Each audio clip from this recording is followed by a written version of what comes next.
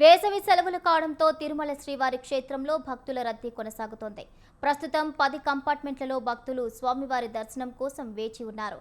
దీంతో సర్వదర్శనం టోకెన్లు లేని భక్తులకు శ్రీవారి దర్శనానికి సుమారు 8 గంటల సమయం పడుతోంది. నిన్న ఒక్కరోజే 70,996 మంది భక్తులు స్వామివారిని దర్శించుకోగా 28,809 మంది భక్తులు మొక్కుబడిగా తలనీలాలు సమర్పించుకున్నారు. తిరుమల కొండపై భక్తులు సమర్పించిన కానుకల ద్వారా శ్రీవారి హుండీ ఆదాయం 3.74 కోట్లుగా నమోదైంది. వేసవి సెలవుల దృష్ట్యా భక్తుల సంఖ్య క్రమంగా పెరుగుతుండటంతో టీటీడీ అధికారులు భక్తులకు అవసరమైన సౌకర్యాలను పర్యవేక్షిస్తున్నారు.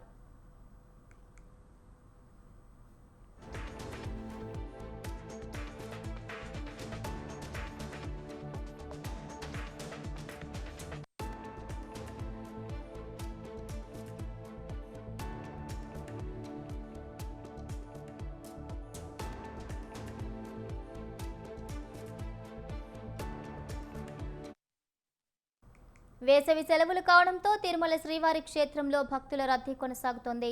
ప్రస్తుతం 10 కంపార్ట్మెంట్లలో భక్తులు స్వామివారి దర్శనం కోసం వేచి ఉన్నారు.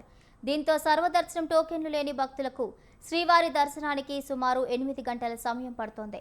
నిన్న ఒక్కరోజే 70,996 మంది భక్తులు స్వామివారిని దర్శించుకోగా 28,809 మంది భక్తులు మొక్కుబడిగా తలనీలాలు సమర్పించారు. తిరుమల కొండపై భక్తులు సమర్పించిన కానుకల ద్వారా శ్రీవారి హుండీ ఆదాయం 3.74 కోట్లుగా నమోదైంది. వేసవి సెలవుల దృష్ట్యా భక్తుల సంఖ్య క్రమంగా పెరుగుతుండటంతో టీటీడీ అధికారులు భక్తులకు అవసరమైన సౌకర్యాలను పర్యవేక్షిస్తున్నారు.